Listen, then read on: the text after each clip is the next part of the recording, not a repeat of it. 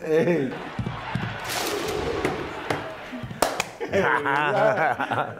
Oh, I love it. What's up, fam? We were robbed. Raider, Malmaninka. On today's third episode of Asking for a Mate, where the proven share their process, our very special guest is a rugby league legend and an NRL Hall of Famer, Ruben Wiki. Chee-hoo! He's won a premiership with the Canberra Raiders, one of a few to play over 300 NRL games, was the first player of any nation to reach 50 test caps, and has also played for and assisted the New Zealand Warriors.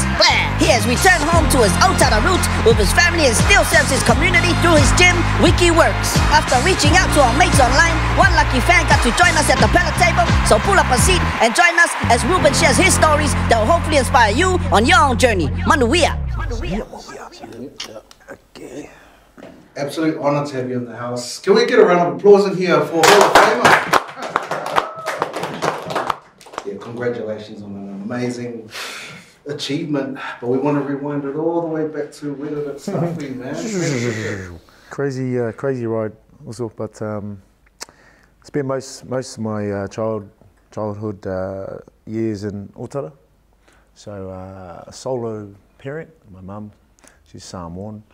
We kind of raised 3 kids on her own in Otara. We had some help from the grandmothers and that, so mum and dad split at a young age.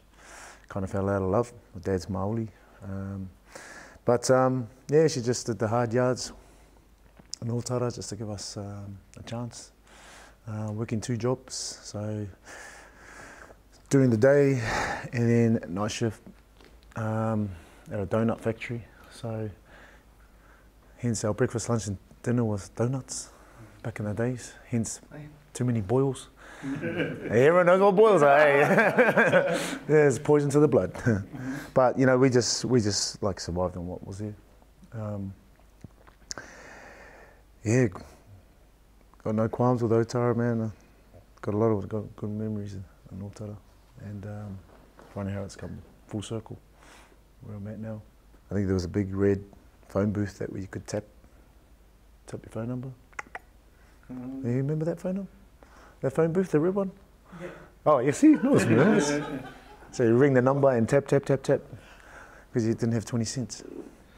But that was the mobile phones back in those days. You mentioned before, like even before Tara, you were in Mangere. And yeah, and before that was like Kingsland. So we you know, I think all the Polynesian, or my mum's mum from Samoa, they all migrated to Central. So we kind of just was in Kingsland for a little while, and then I went to go live with my grandmother in Mangere, Favona Road. Went to Favona Primary for a couple. Then we kind of just ventured out to Otara and did all my schooling there at Mayfield Primary, Beds Intermediate, and Hillary College. Funny how it worked out. Going all the way back there again. Yeah. Where we lived, there was a cul-de-sac, so it was like wrap up a jersey, couldn't afford a ball, so we just played footy on the road. Hence, you stub your toe or get a graze on the knee, and just give a heads up. There's a car coming, and then play on. You keep playing until it goes. You get the call to come inside for dinner. But you know, there was bull rush as well, gutter ball, go down to the creek and run through the bushes and just play tackle there, and anywhere we could like hit each other. But good memories, man, and you know, the Mugma Mob and the Black Power, big back in those days. So running down to the shops, the Pearl Baker, you'll see them all down by the shops. You get a bit frightened, but you kind of learn how to run fast, real fast. Yep, but good times. What rugby club did you first play for? Otara Scorpions. Oh, yep. Okay. Yep. So Mum took me down to my first game when I was 5. Just wanted me to play with a team instead of like just playing bull rush and stuff on the roads with my mates. Then just stayed there until I was about 10, and kind of retired for about 3 years. Focused on school. Then the teenagers years started, and went back. And then when I went to Otahu, played there for my teen days, and then ended up in Australia. The reps didn't come until like late teens, you know, because they were all like big on Point Chev, Glenora, Mount Albert, all the, you know, the big teams. So we didn't get too much recognition back in the days. So we had to just do it the hard ways until our time came, eh? So we won a few comps and then we started to get recognised. At what grade? I was 18s, yeah, 18s, 19s. Went through unbeaten, so and we started knocking on the doors of rep footy. And who was dominating at that time? Us, yeah. But before that was Marist and, you know, Glenora and all those teams. But it was just we just had to hold our team was together for about 3 or 4 years. So we had a good mix, a lot of South Auckland boys, some from just outside of Auckland. But yeah, just rolled our sleeves up and did the job. You always played in the centres? No, played it lock. No, yeah. Show and go. No, just centre, lock, back row. Just love the physicality side of things there. Love the defense more than the attack for some reason. Well, I think it's more the survival mode, you know, where I grew up and what my mum went through, and, you know, that's once warrior's story. It's true, you know. So it's like living through that, and, you know, turning my anger into a sport around controlled environment. But knowing what my mum went through was like, that was, you know, my strength to make something of my life, to represent her and what she went through. It's pretty raw still, you know. So there were struggles back in the days, you know, with mum's choices of partners, and seeing what she went through and hearing the noise like in the next room. So I got two other siblings, so my sister who's 45 and my brother who's about 40. So just hearing that, and you're just trying to protect them, you know, from what was going on in the next room. And then, you know, and then this story in the morning, it's, you know, why is mum wearing sunglasses? And so I had to tell the kids, you know, mum's eyes are sore, but yeah, I know what was behind these glasses. But she just soldiered on and just did her thing, and love is blind sometimes, eh? So I was only young, so I couldn't really do much. But I'm a bit older now. But no, mum's in a good place at the moment. She's off to Burma to do a half a marathon. She just turned 65 the other day, so real proud of her, what she's done since those days. And there's probably everyone's been affected by, you know, violence, family violence, and it's like, you know, it's what you want to do. You want to follow that same path, or you want to make a change. So I decided to make a change, and, you know, I got utmost respect for the woman. So I can make sure they're safe, you know. So I've got a wife, I've got a daughter, I've got a sister. So I just got to make sure they're safe at all times. And White Ribbon, so I ended up being an ambassador for White Ribbon, speaking out against violence towards women and children, and going around the country and just promoting the message, you know. It's not okay, you know. It's not going to change overnight, but hopefully we can change just 1% of people's mindset. And that movie, Once Warriors, was an eye-opener for everybody. It's not just Māori and Polynesians, it's Europeans and everyone. Everyone's affected in some form or another. I know, women are doing it as well, so it's just not the men, but it's why? Just spray and walk away. That's what I do at home. yeah, I'm gone. Yeah, but it needs to be spoken about, because it's the only way it's going to get better. I was just enjoying my footy and the team environment. I think it wasn't until those later years when we started to get recognised, and I started like, wow. Because I like to train by myself. I can go to a dark place. The dark place for me is like nearly to a point that I'm going to give up, but I just keep going because I'm just on my own. So it's like I'm going to faint or I'm going to cry. It's one of those ones. So, and my mum's always in the back of my head. So what she's been through. So I use that as my strength to push me through that dark spots. So when in a game, the game becomes easy for me. That's the easy part. So the training part is, that's the hard part. But when you train on your own, it's even harder. So when I'm surrounded by other teammates, so hopefully they can feed off that, because I will never give up on my mate. But I love to do that like once a day. Still now. I don't know why. Do you still have that same mindset now, or do you just... No, but that's the mentality around everything, and try to pass it on to my kids as well. It's almost like an army mentality, eh? Well, like, it sure is. It definitely sure is. It's definitely, yeah, in these dark places, especially down in Waihuri, man. It's a make or men. You're 4 seasons in one day. It's sunny, it's hot, and all of a sudden 5 minutes later it's snowing, it's cold. All of a sudden, the next minute it's raining, and all of it just that plays with your mind big time, and you got the weight on your back, and you got these hills that go up like this, and you think it's the end of the hill, but it's just a question. You got another hill to go up, so definitely get to those dark places, but at the same time, you got your mates in there left and right of you in that same dark place with you at the same time. Definitely. So they're feeling the same pain with you, and you're not alone.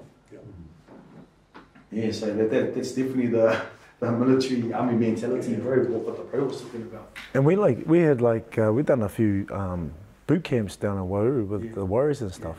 And I was talking, texting the missus, because she was army for like 3 or 4 years. And I said, man, we're down in Waihuru. She's laughing her head off. We just done this hike up Waitangi. He's laughing. It's like Waitangi Hill. It's just a steep hill. You have to get up there in a certain time. And if you don't, you just got to do it again. That was like, everyone had to get up there. We had to throw the coach. The coach was Tony Kemp that year. And we had like 10 seconds. And we just went, wow, threw him at the pole. Because we had to do it again. So it's just, man, it was dark. And I said, hun, this place sucks. Yeah, it makes you, Waitangi, that's the whole name of it, Waitangi, it makes you cry, right? But if you're used to that lactic burn in your lungs. Go from Otahu Leopards to Raiders, the Raiders. Yeah, Raider. No, Ninga. So, 89, I watched the grand final, Balmain versus Canberra. Hey, bro. And just saw this big centre, big arm guards, just unstoppable. So, what state is he from? Huh? What state is the he best from? state, bro. The best state from last 2 years ago. And the 12 before that. I'm not counting. I'm not counting, but. Yeah, watched that game and fell in love with this, the green jersey at Mal Meninga. And like from that day, my game was around like Mal. So I bought me a shin guard, one you put on your leg, put it on my arm, wrap the black tape, going around in the bumps. Then all the other boys did the same. And in 1992, we had a Pacific Cup. So we had all the Samoa, Fiji, Kalopak. Yeah, Kalopak. Yep, and I played for the Māoris. A couple of scouts come over to machines and picked up Noah Njuku, Quinnipongia, God rest his soul, Johnny Lomax, and myself to come over to Canberra for a couple of years. All because of that Pacific Cup? Yeah, well, they picked up a lot of players. Steve Kearney got picked up for Western Magpies. Sean Hoppy was the year before. So a lot of, scouts from Australia came over because the breeding for it. It's just, they're raw, but we just needed a bit of skills. They love the physicality side of things, but we just needed to tame it a bit. But yeah, we signed up for like 2 years and went over, and my coach was Craig Bellamy. Oh, wow. But Storm's coach. Yeah. My 21's coach.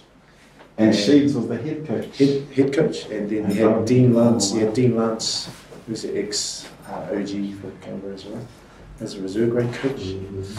But yeah, Craig Bellamy hasn't changed one bit. He was awesome.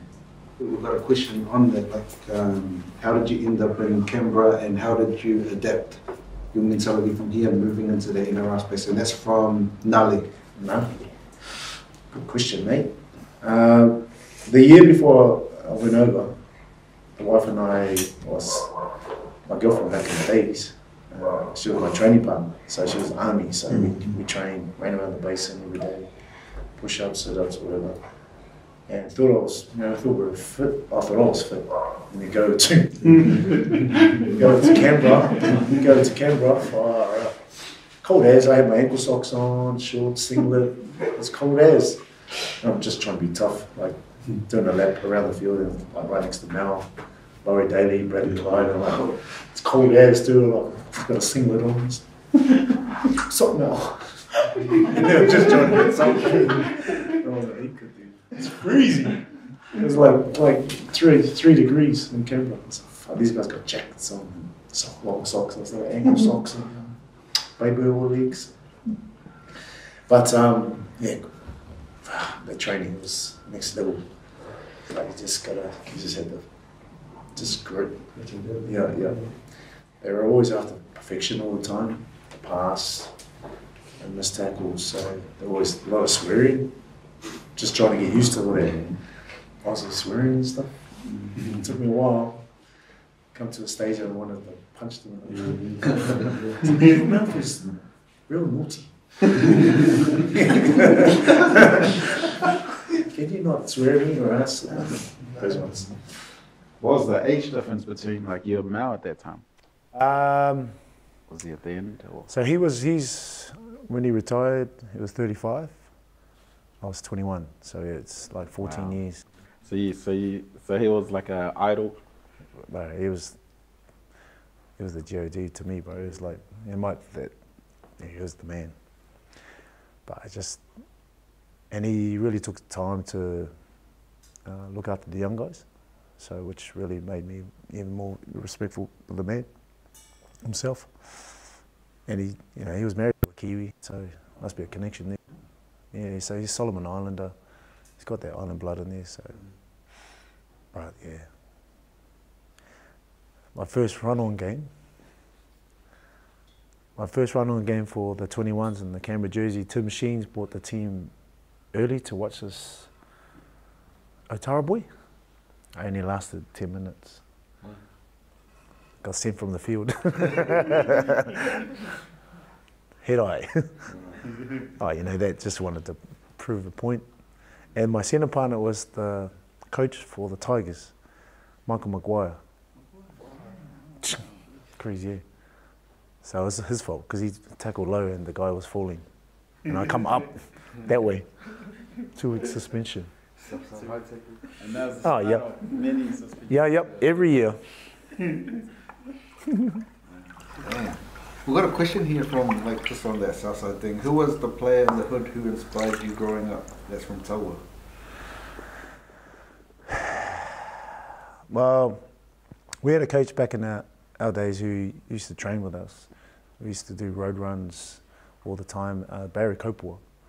He's an OG, old school coach who worked for the electric company. And he would he lived by Pearl Baker shops and he'd jog down to Hills Road where we trained. So we always do road runs and he was always leading the way. Just kind of followed him. But he's old school. Brought the tyres down because we didn't have tackle bags, so we had the big tube tyre. That was our tackle bag. Roll the tyre, bang it. Not the outside of the tyre, but the tube. But, and then ended up debuting in '93 for first grade. So I was playing with Mel and Gary Boucher, Bradley Clyde, and I was like, wow. I was on the wing. I debuted on the wing against Newcastle. And those guys were just putting the big bombs up, and I was like, oh, fuck. Is that Andrew John? No, it was some of my OGs, Matthew Rodwell, I think. They were just bombing me all day. just trying to catch it. But it was good, man. It was a good experience. And 94, someone got injured, and I never turned back. Just stayed in first grade from then on. 200 games? Yeah, in Canberra, 225 or something. And that's a lot of suspension there too. Wow. How many years were you at Raiders then? 12. 12 years. Yeah. So I was only supposed to go for 2, and then come home, play for the Warriors, but I changed my mind. I would have got up to mischief. So I stayed in Canberra. What year did you start at Raiders? 93. And 95 was when the Warriors started it? Yep. So they did come over. Oh, man. Yeah, I signed a contract for the Warriors. Oh. This is for the people? Yeah. I did sign. But then I changed my mind and signed for Canberra. So I signed 2 contracts. One was, I don't know what that one was, but the Canberra one was legit. So I ended up going to court for that.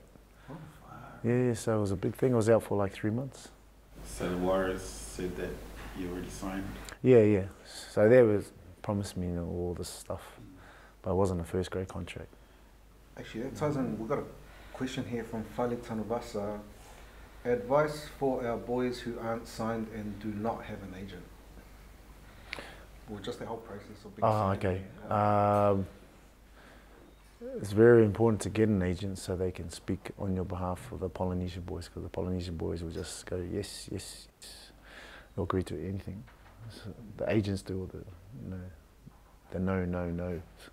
So if they can get some help with the agent, just to help do the dealing for them, it'd be a lot better than the uncle or the mum sorting out the contract. Because the emotions come out, so the connection. And a lot of agents won't charge the young players these days until they actually make it. So that's something for Fale to take note of. And they had a follow-up on that, a B part. Advice that are underrated and keep getting overlooked at trials because of their That's familiar.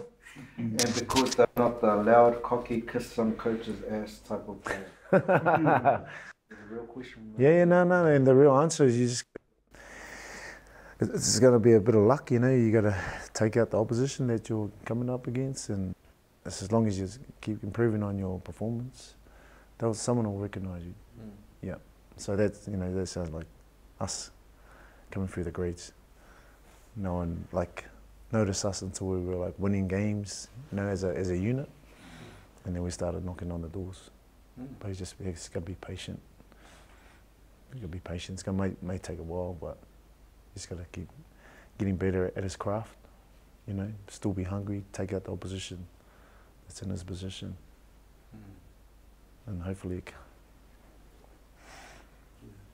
Because it's funny, the rugby league career average is only 2 years, so you're lucky to play longer than that. So, yep. With injuries, with injuries and so forth, and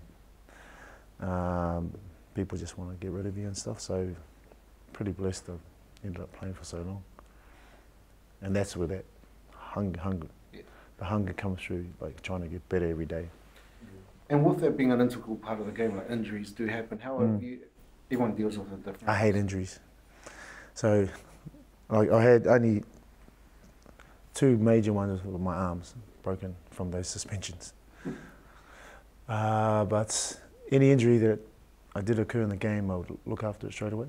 So ice it, do all the things that needs to get it right for the week after. So I didn't like missing games and didn't like to be injured. So made sure I did the 24-hour rehab on it to make sure I'm right.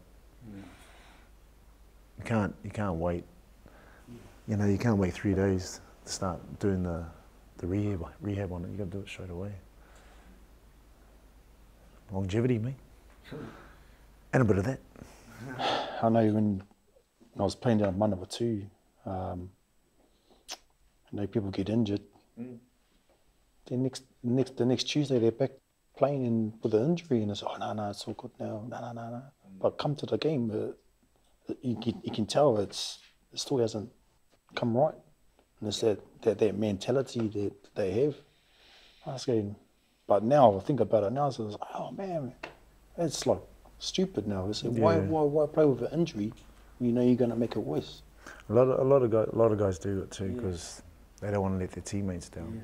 You know, and I know in the local they get paid for a win, but there's a lot of guys we play for injuries that people don't know about. So if you heard all the stories about the injuries that we did play through, you go, what the heck? How'd you do that? Simon Mannering, that guy was like on his deathbed most games, you know, and the stories go on, mate. You just don't want to let the mates down. You know, they're just war horses without the gun, you know. Was there anyone that took you like under their wing from the Raiders when you turned up? Or? I had those two mentors I spoke about, Johnny Lomax and Kuniponga. And they were there before. They were at the same time, but their mentality was the same as, you're in my way, I'm taking you out. So I kind of fed off that, but they were in the middle, I was on the edges, so I was doing that to backs. I was swinging, man. And when you had Quinton and Johnny, they never ran it in the middle of the pack because they know what they're going to get. So between three of us, we've got a lot of holidays. A lot of holidays. And do you like lose pay? Well, yeah, it's your job. So it's, you know, we get paid for when we sign, that's the salary, you know, but they should have docked us heaps. But speaking of Quinn and Pongia, I was his tackle bag before games, so I held the pack for him, and I either had a blood nose or mild concussion. So I didn't know if I was half of what I was doing in the game because I was concussed from Quinnan. But that was the mentality. He approached everything, the training, the game, and even to his last breath, he passed away.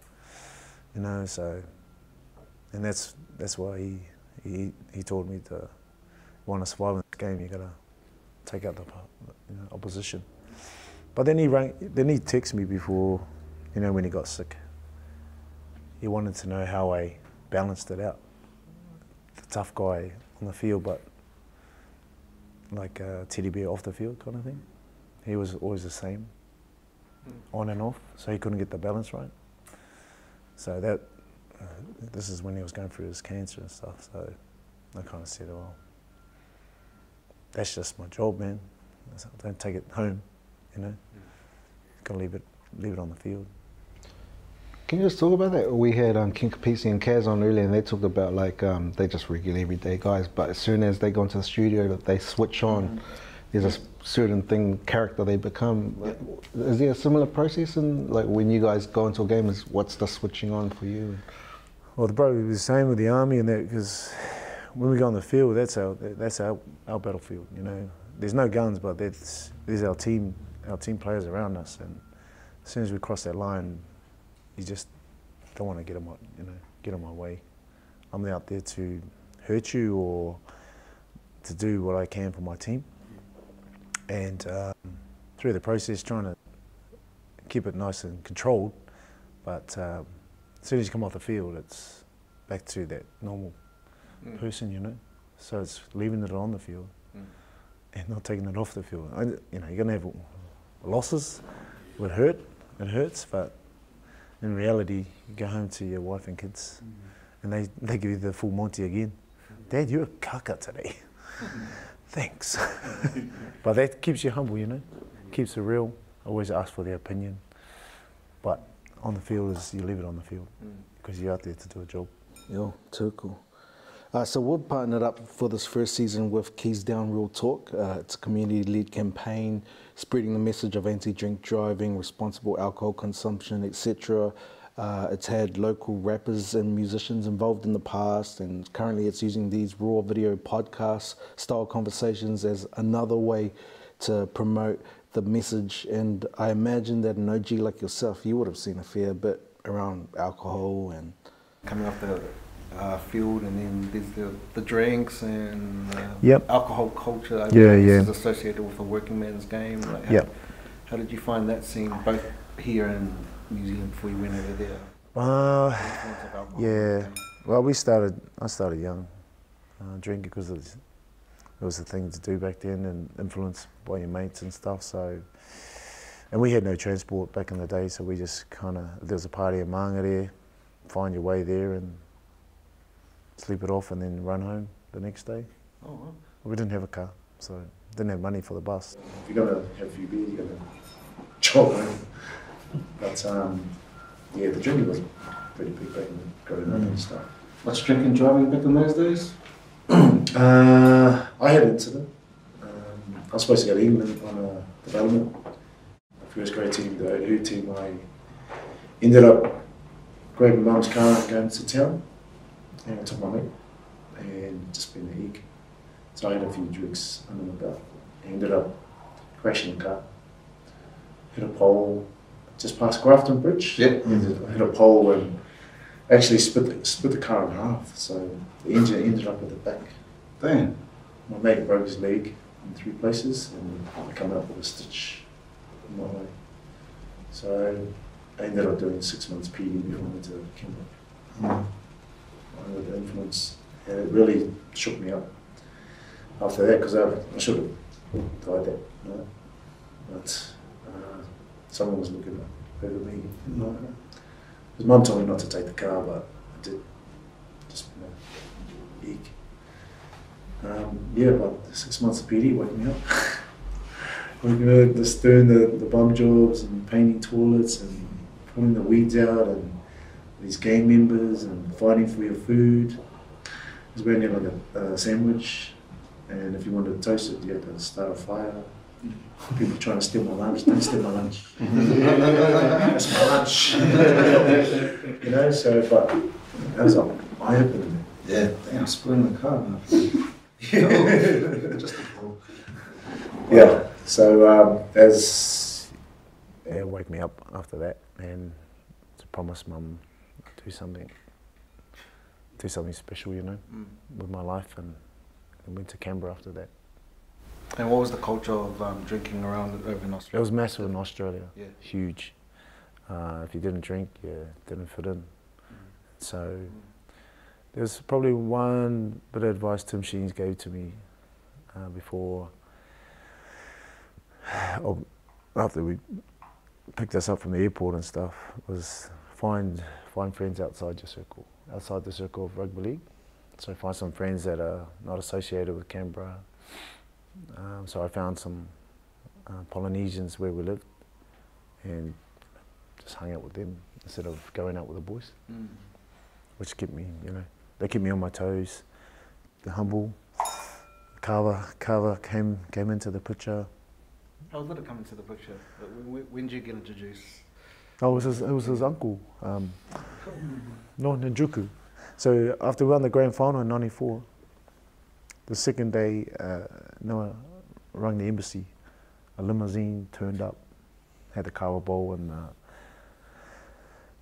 and that was it. In the limousine, a KAVA bowl into the pub. This guy in the suit took it in, mixed the cup in the KAVA. Hooked. I was hooked. That was like for 2 days. And then when I got a bit older, I took it more serious with the KAVA because of the benefits from the KAVA. It helped me, like, get me back on the field and stuff. So then I tried to introduce it to the Kiwi teams and the Warriors, and just to help them get a balance. For a lot of the audience out there that aren't familiar with it, what other benefits and I did like a bit of research on the KAVA. So there's an ingredient that's in the actual KAVA itself. They're using anti-flames. It's called Coxi, COXI, and that's actually in the actual root of the KAVA. So it has some like anti-inflammatory components about it. It's just way better after a game, and just calms your mind and nice and relaxed without going overboard. And, you know, people get on the drink and they go overboard and stuff. So just getting the balance and the social aspect of it, the team environment and guitars and the singing. Well, pretend to sing. Ones. How did you know to wrap up the 12? Like, what was it? I think it was myself and Jason Croker, probably the OGs from the '94 that were left, and Luke DeVico. So I was taking pay cut to stay in Canberra because I didn't want to go. So financially I was losing out. And it just got to a point, you know, I told my agent to just go have a look around. You know, the Warriors came to the party in Wigan Warriors. So there's two teams came to the party, and you know, I was hitting, how old was I? Yeah, my late 20s, 30s. So D-Day was a contract, 2 contracts, Warriors or Wigan, and my kids were born in Australia. Santa and I, our kids were born in Australia. So there's an opportunity to bring the kids home, to like meet their cousins and grow up in New Zealand, or go over to UK and travel. So just had to look at the bigger picture, what's going to be best for the kids. Because they would have loved to stay in Canberra. They still want to go back. So when the Raiders win the final, I might go back. Oh, was that live? No, joke. But yeah, so I ended up coming home, and you know, just try and pass on what I learned from Canberra to the Warriors, with the young boys coming through.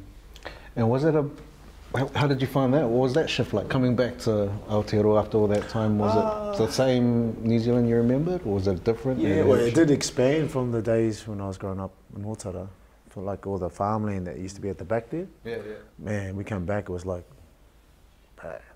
there was a temple there. I said, what the heck? There's a temple, it's like houses going all the way up to Woodford. So it was like, man, this place is growing. But we ended up going back to Flatbush. So we ended up staying close to Otara. It just, you know, didn't want to go anywhere else.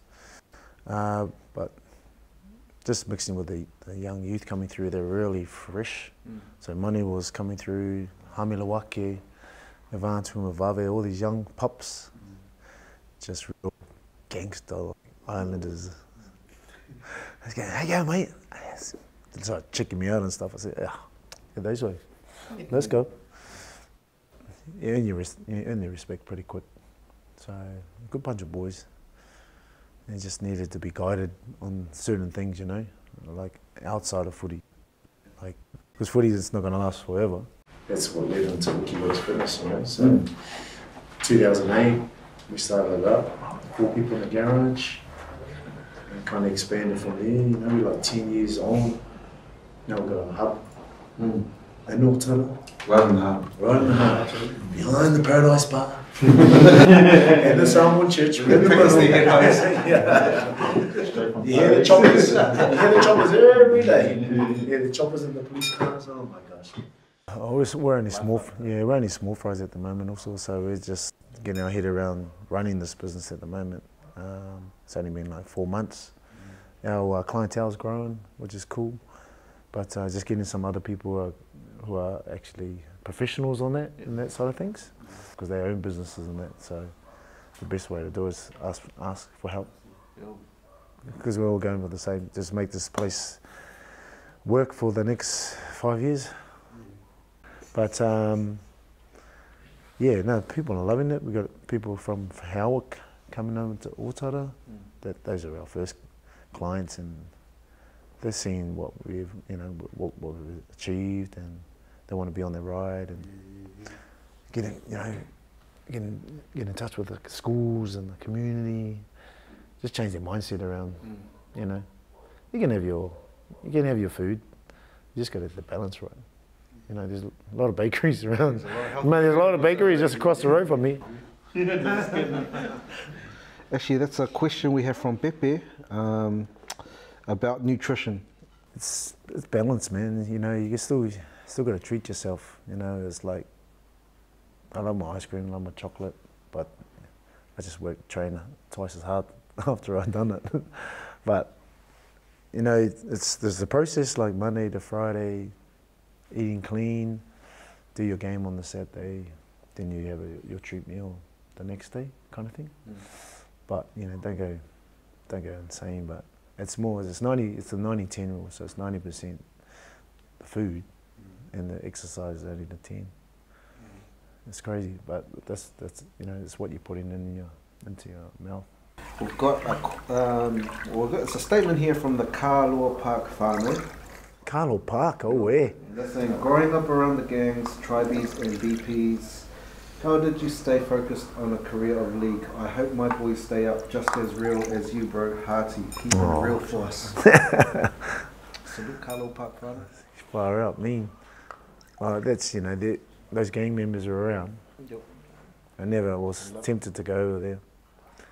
Hence why I had the sports to take your mind off stuff like that, you know. They were groups, but not the groups you wanted to be associated with. So I chose sport instead.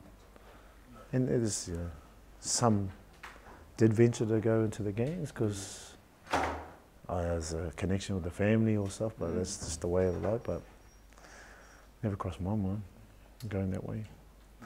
That's what we always touch on with our mates. It's a decision, which path you want to take, you know. The path to following bad experience or make your own path and do something with your life because you're like representing your family. So every time you're out there in the public eye, I know who I'm representing, you know. So if I stuff up, that affects my family. You know, so that's why I don't go out. Just stay at home, drink KAVA on my own sometimes. Lonely dude. You'd rather be, you know, safe. Stand-up memories on the field? Ooh, where do we start? Probably that grand final, 94. It was Mal's last game, and that was my first year in first grade. And to see him go out on the line was huge. It didn't really hit me until like years later what we achieved. So these guys were crying, charged, and I'm like, wow, just another win. But then I look back on the medallion that we received, because the rings came 2 years later, NRL rings. So we're the OGs of the last ones with the medallion. So I should put a chain around my neck. But it's, yeah. But then I look at it and I said, wow, this is something special, you know, and gone down history, you know. Probably representing my country, New Zealand, that year, the same year. You know, it's always a dream for anyone that's playing sports to represent the highest honour, which is the country. To do that for a long time was pretty awesome.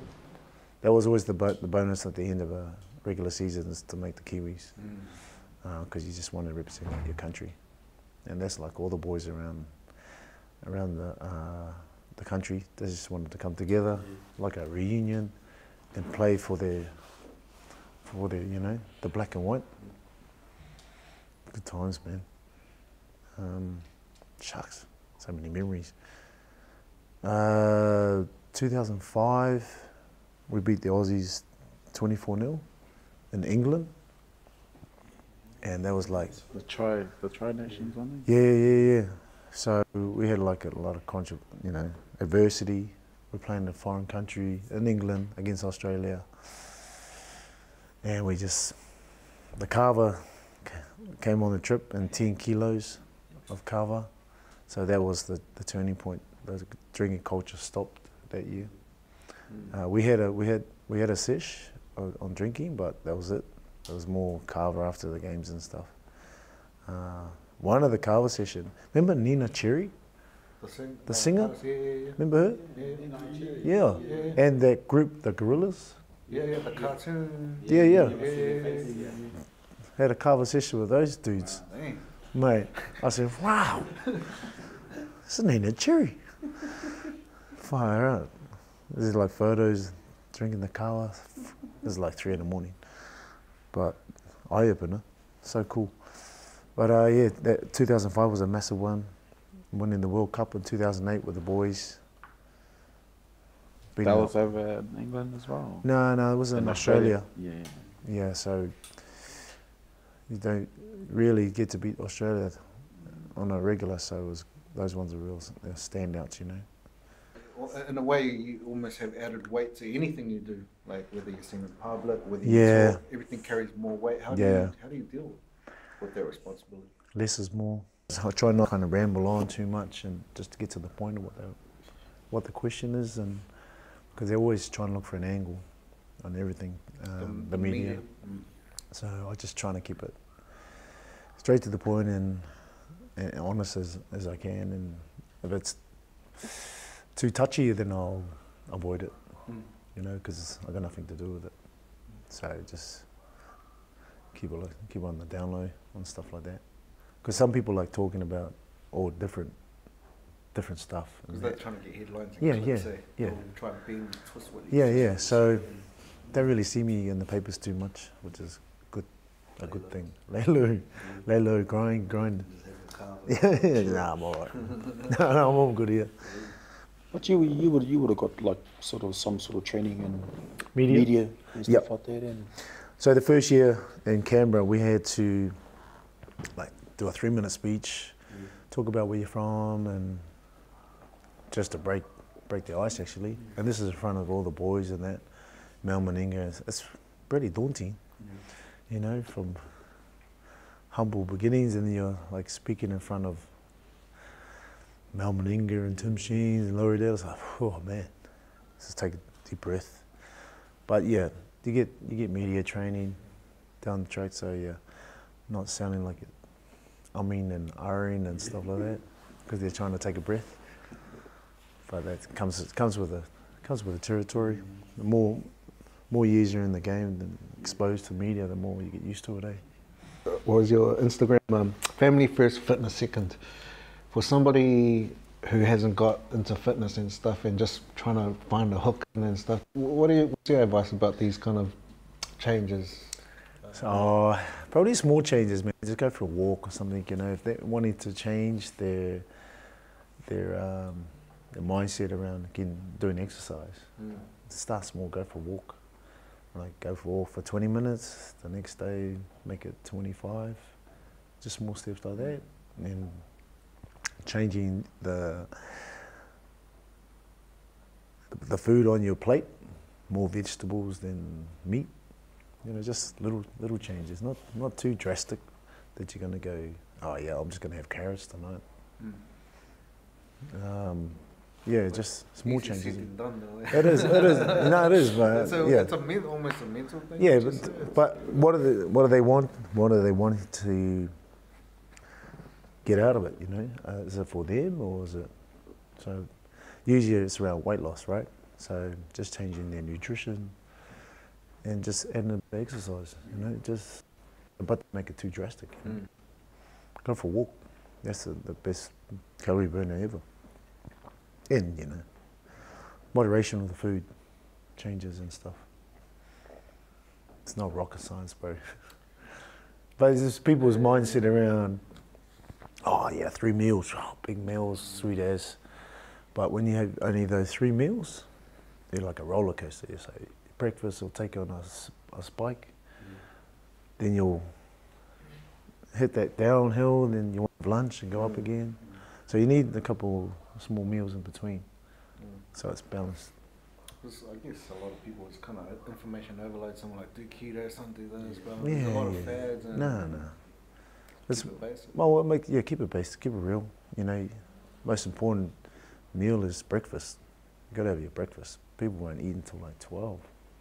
So you got to have your breakfast, have a snack at like 3 hours later, lunch, snack again, and then dinner.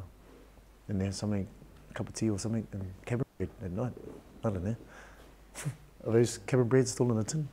You still get those or what? No, only one cabin bread. No, no, the tin. Oh, the tin. Yeah.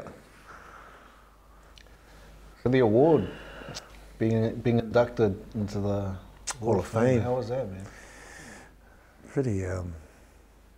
Pretty weird actually, because Stacey and I were like, is this a G-up or, because there's like 25 guys up for nominations and we're both in there, and the people that are in there are a lot older than us and a lot more history, but like when we found out we were actually in the top 4, I was like, fuck, this is real, Stace.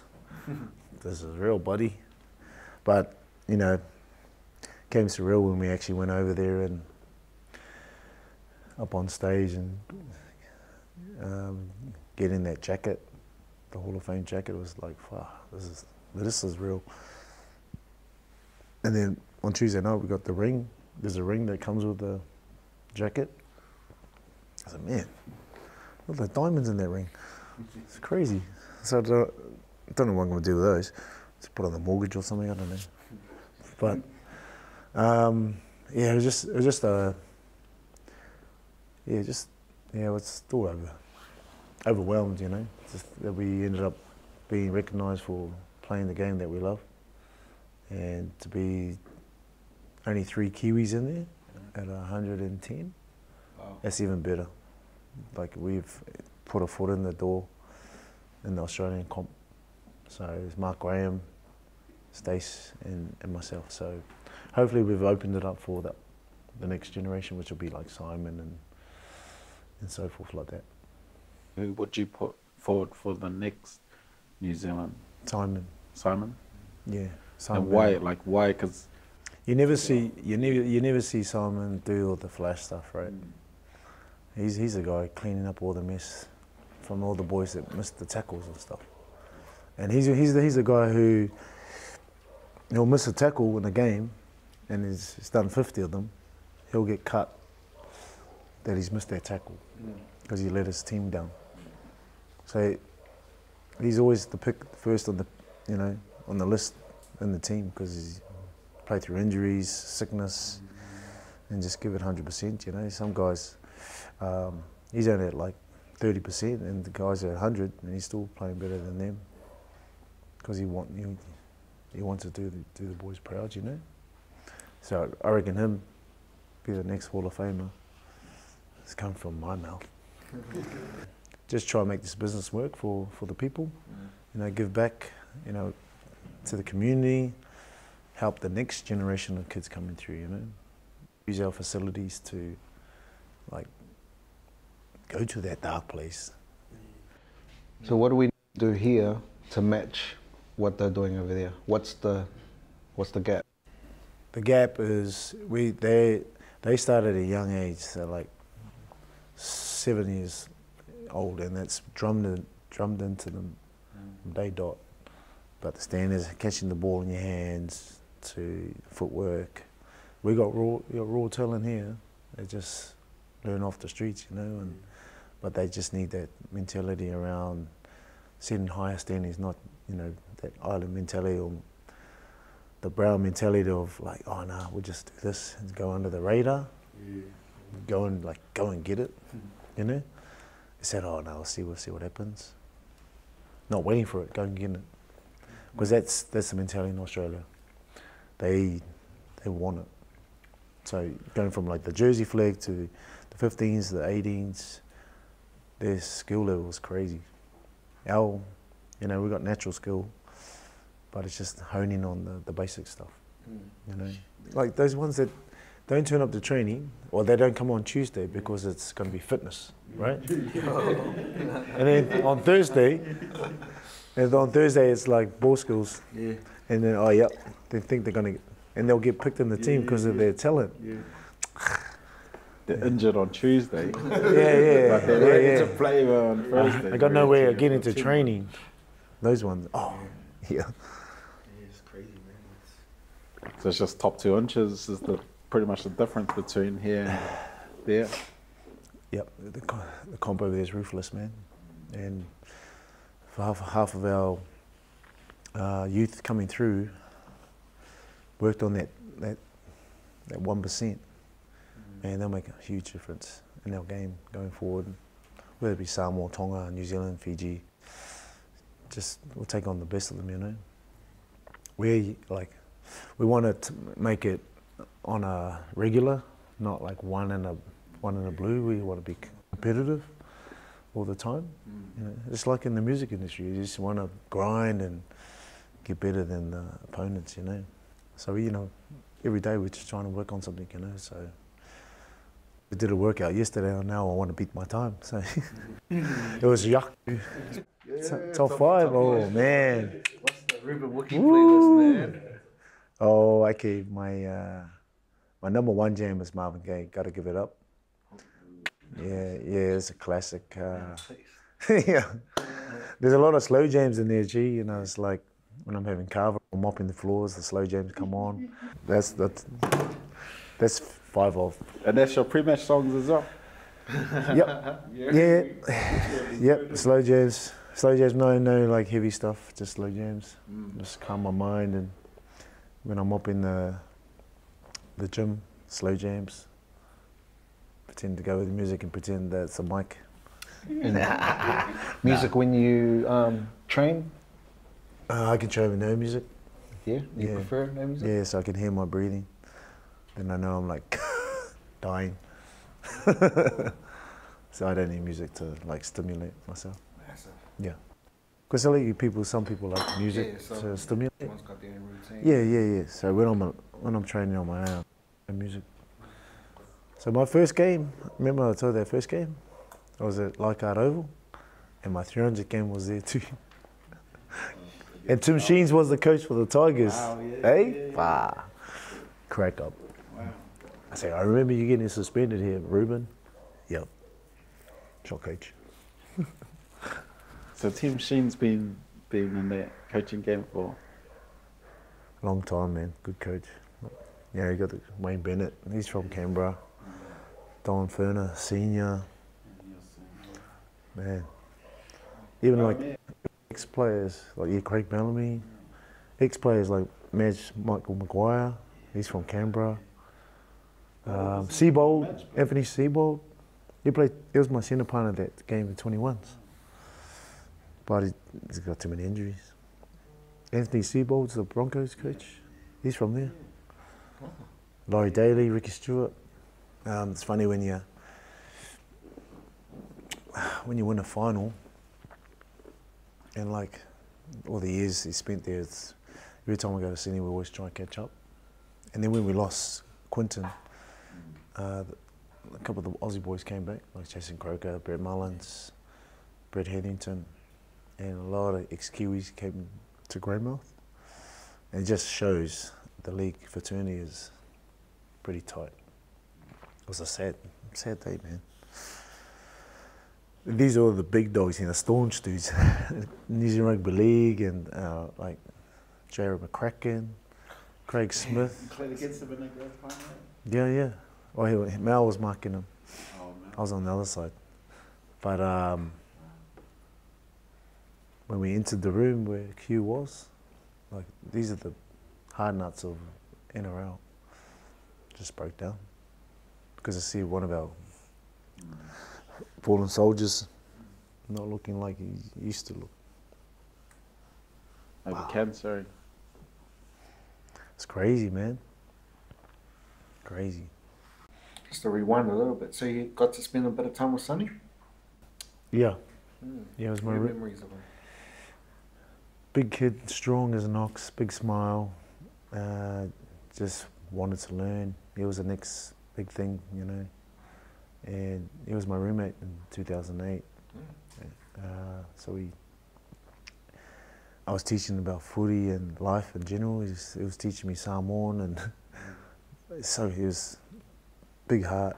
And then he had that incident, and everyone was rocked because he was going to be. He would have been like 30 something this year. He would have been still kicking it, but just natural talent, just hungry. Just raw but hungry as, strong, fast. But really a sad loss, mate. But good kid. Good kid. They take the good ones, mate. Take the good ones.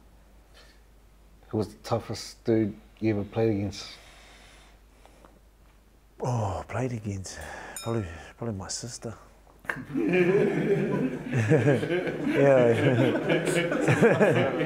Oh yeah, you know that backyard footy stuff.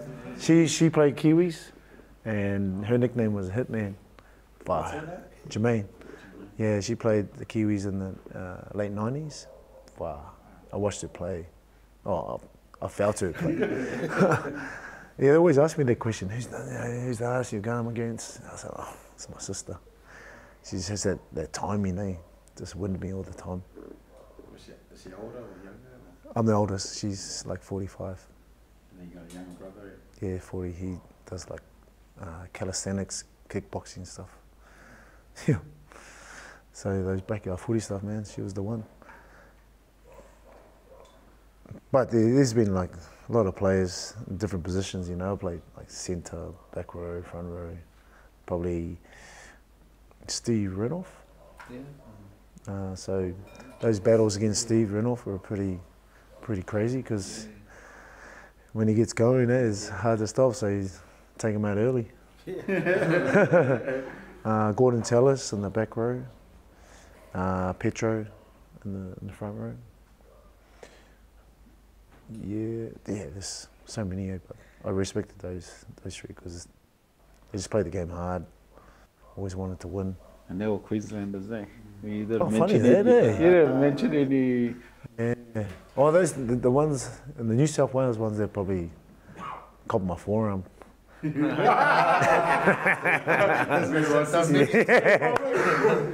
look at the suspensions. Yeah, Paul Cernan. Who's the other one? Jason Stevens. Joel Clinton. He's New South Wales, eh? Yeah, he is. Yeah, I don't know why, but it was some New South Wales guys. Final comments for all the young ones out there that are looking to get into the game, like obviously just being into the Hall of Fame. Yeah. And there's those who are just starting the journey. Yep. What would you? Just for anyone or any sport, you're like wanting to chase, chase it with 100% commitment. You know, it doesn't matter where you're from. You can be from like Pearl Baker, Johnson Road, or Fafona. Doesn't matter where you're from. You can achieve big things if you're surrounded with some good people. You know, and you're hungry to do something with your life. And sport's a great vehicle to keep your mind channeled, and just it shows a lot of skills for life in general. So when you become a parent, and what you want to pass on to your kids. So chase your dream. Don't give up on the dream. Otara boy's still chasing, and he's drinking kava with these lovely people. But just never give up on your dream. Well, it's been an absolute honour. Salute to the KAVA King. Shop of that. You too, bro. When we up. If you want to be notified every time we drop a new video, hit subscribe and ring the bell. Cheers.